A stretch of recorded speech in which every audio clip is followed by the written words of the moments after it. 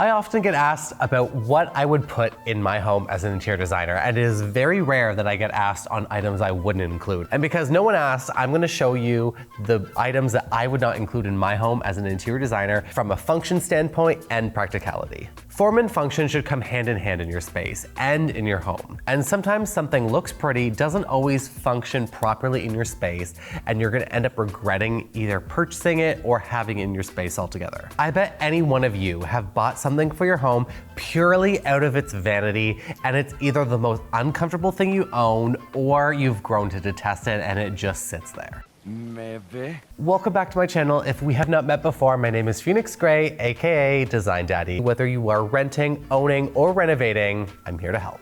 A great designer always considers the function as well as the aesthetic, so keep that in mind. We are not here just to make beautiful Pinterest photos because we actually live in these spaces. You can also join my free design newsletter in the description box below, where I answer all of the most commonly asked interior design questions that you may have. Be sure to also follow me on Instagram and TikTok at Mr. Phoenix Gray, where you can see all my daily design tips and tricks on a daily basis instead of waiting every week for my YouTube. And sometimes if you're lucky, there's a shirtless selfie. I'm going to just put that out there. First on the list is going to be stools with no lumbar support. Let me tell you, if you have not sat on one of these chairs before that has no actual lower back support, you understand completely where I'm coming from. I get it, there are some beautiful stools that have no lower back support that are sculptural and purely just look amazing until you sit on them. The only place that I've ever seen these chairs actually work well in space is when they have them in bars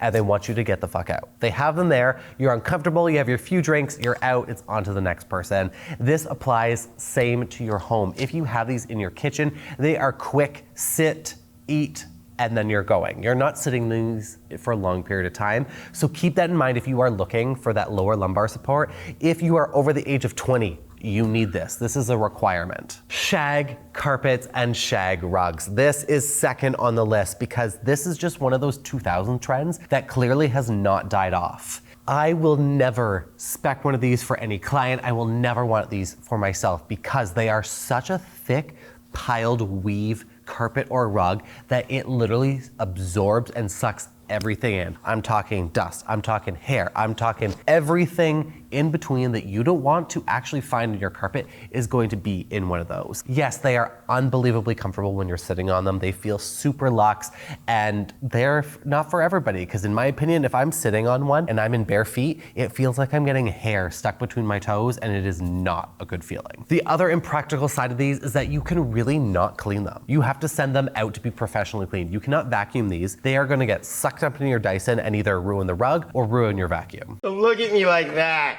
This also applies to any rugs with those long trailed braided ends on them. I know you know which ones I'm talking about because you've seen those Pinterest photos where they're perfectly all laid out in this linear fashion. They do not look like this in real life. They get caught, are a tripping hazard. They need to be avoided. This is another big one, but it's another controversial topic because it is an affordable standpoint for a lot of people, but it is polyester when it comes to furniture. Polyester in general should just be avoided, especially when it comes to anything touching your skin. It is such an irritating fabric and it does not breathe. When it comes to fabric that you're using for not only your clothes, but your furniture as well for your everyday wear, the lasting power on polyester is not nearly as high as a performance fabric like a high-end cotton or a high-end velvet. This is going to have a much higher double rub count to it, which is the scale that any furniture piece will have that is actually tested to how many rubs of getting up and down it actually has before it starts showing wear and tear. When you're looking at any fabric for your furniture, always check and see what the double rub count is and see what kind of fabric weave it is. If it is anything higher than 80% polyester on the blend, it is an absolute no for me and should be completely avoided. While we're on the topic of fabric, another one is boucle. I know I'm gonna get some hate for this one because it's just so widely known and widely loved, but this is such a trendy fabric. Any fabric that is a loose weave like this, on these zoomed in photos, you can see exactly how loose it really is. This is going to catch, it is going to pull, and I agree it does give some sense of extra texture in a space, but the major issue with this is because this loose weave fabric is so thickly piled that when you see the texture of it in any setting, it looks fantastic because it gives you that extra depth. Over time, you're going to see the imprint of where someone is actually sitting. It's going to hold on to dyes from jeans, especially if you're going with that lighter one, and it is going to snag on your zippers, on your bags, on anything that's really sitting against it. It is a beautiful fabric, I will give it that, but keep that in mind when you're actually choosing performance fabric for your space, because this is not going to have any lasting power. This is gonna be another hot take, but jetted tubs. Listen, I grew up with a hot tub when I was little. We lived up north where there was snow everywhere most of the time. We had the hot tub outside and it was fantastic jumping in and out of the snow on the deck. But when it comes to the interior style of jetted tubs, they are not practical. One being they hold onto every little bit of bacteria and skin within the filtration system that you need to be cleaning these constantly, and I know not many people are doing a deep clean of these. The other major issue with jetted tubs is they literally sound like an airplane going off. They are not silent, they are not quiet, and they are not subtle. If you have one of these going off in your home, the entire house knows. Tubs, especially these jetted ones, are literally human soup. It's human skin soup. You're sitting in it. Keep that in mind that you really need to do a deep clean. Making some broth. Body gross.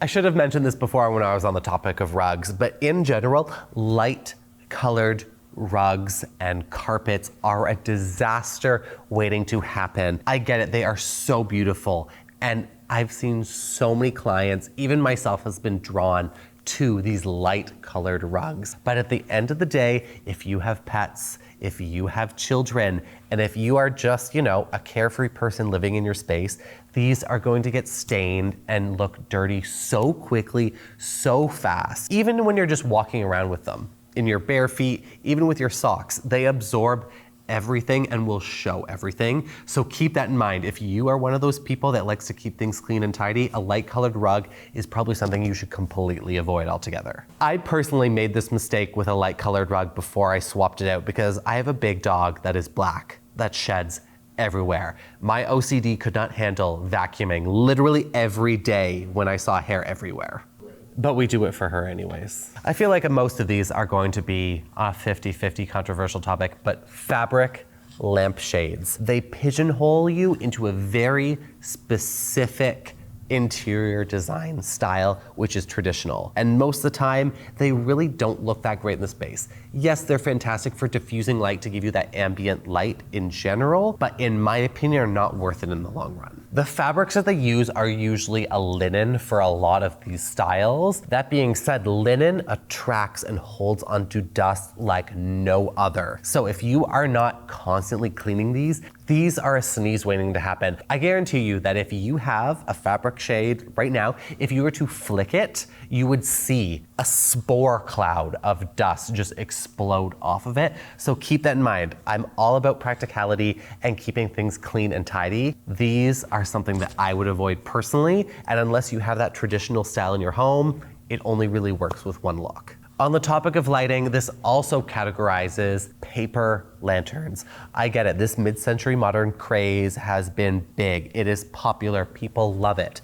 But to me, these paper shades are giving IKEA. They were huge in the 90s, and the style of them, once again, great for diffusing that light, very affordable price point. But at the same time, it's paper. It's even worse than these fabric lampshades because they will fall apart. They will rip if you look at them the wrong way. And God forbid, how are you even cleaning these? Unless you are like lightly dusting them with like a Swiffer thing, they are going to catch on whatever it is and actually rip, and they end up looking way cheaper and worse in your space than you think they are. This applies for both indoor and outdoor furniture, but the wicker styled furniture in general, from me is a big no.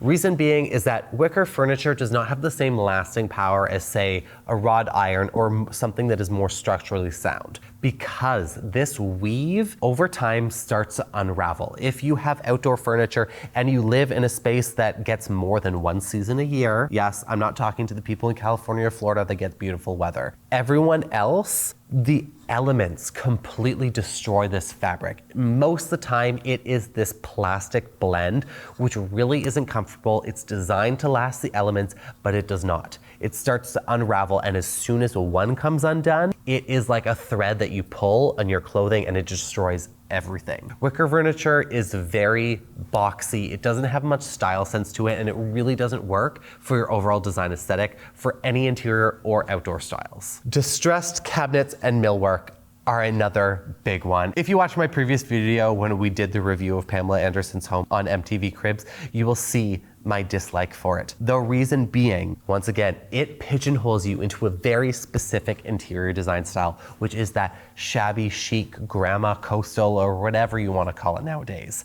To me, it makes no sense to be purchasing a premium upgrade, which are these distressed cabinets. You're paying extra money to make it look old and withered and falling apart. If you want that look, go to garage sales, go to antique shows, buy those actual vintage pieces instead of buying and designing an entire kitchen around making it look old and dated. If that's your style, then by all means, but once again, this is something I would never recommend for myself or any of my clients. This one specifically has haunted me since I decided to pursue my career in interior design, and it is shiplap. I know. You have seen every TV show under the sun that has overused this style. These horizontal or vertical shiplap styles in homes were used to really just free up and design around those negative spaces that really had nothing to it. It does not do anything for you. It does not do anything for your space. It, once again, pigeonholes you into such a specific design style that you cannot get out of. It's that farmhouse chic style that has been so widely overused that has come to not only my attention, but majority of interior designers and homeowners alike that have this severe detest and hate for it. This only looks good in like a nice ranch home. And if you're putting it as an accent wall, trust me, it does not look as good as you think it does. This one's a little bit more niche, but in my opinion, I just wanted to bring it out there, but it is motion sensor lights. In theory, these are fantastic, but at the end of the day, the amount of times that I've seen these malfunction, you're getting up in the middle of the night, you have those understrip bed lights that turn on, they give you that nice ambient glow that are not gonna distress your eyes when you're going to the bathroom. You can have even one of those night lights, or even the ones in your walk-in closet or a drawer that you open and they turn on. In theory, fantastic. Until you're sitting in your living room or in your kitchen, you're just doing whatever, minding your business, and you see a light turn on in the bedroom. I know, terrible idea. There's ghosts in your house. These motion sensors will pick up on them, and you're gonna have lights turning on and off in areas that you don't even think. Whoa, what was that? What was that?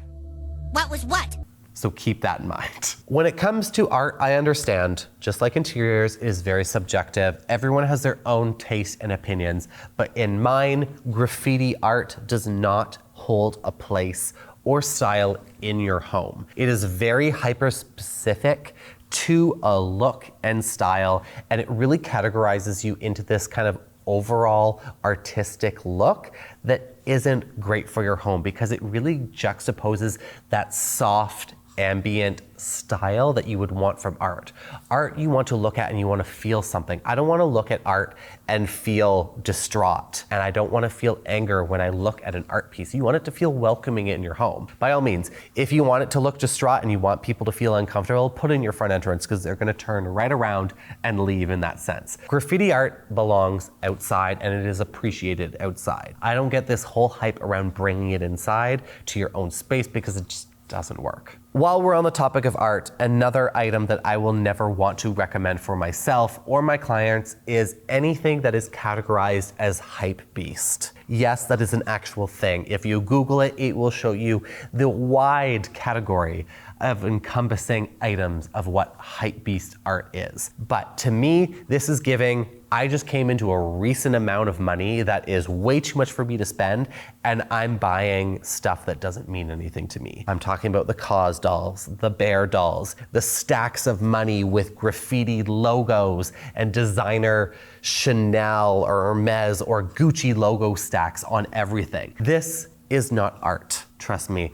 As an artist myself, when I see something like this, it pains me because the cost of some of these items is absolutely unreal. Just because you added a Supreme sticker to a skateboard does not make it $10,000. I'm telling you, I'm gonna get some hate for this one because I know this is a very controversial topic, but I am standing my ground on this one. I could probably go on and make a whole other video for this list, but you already have seen part one for this one of my items that I would never choose in my home, but I didn't want to make this video too long, so I condensed it to the most radical ones to pack a good punch. If you have seen the part one, you already know that this is done in good fun. My taste will rarely be the same as someone else's, and it's the same for you. If you love any of these items, by all means, keep them in your space and enjoy them.